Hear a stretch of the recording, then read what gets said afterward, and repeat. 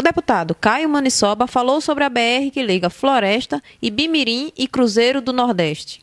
Claro, né? A gente teve a restauração agora por último, mas a gente sempre cobra, né, que isso seja uma coisa pertinente para que aconteça sempre.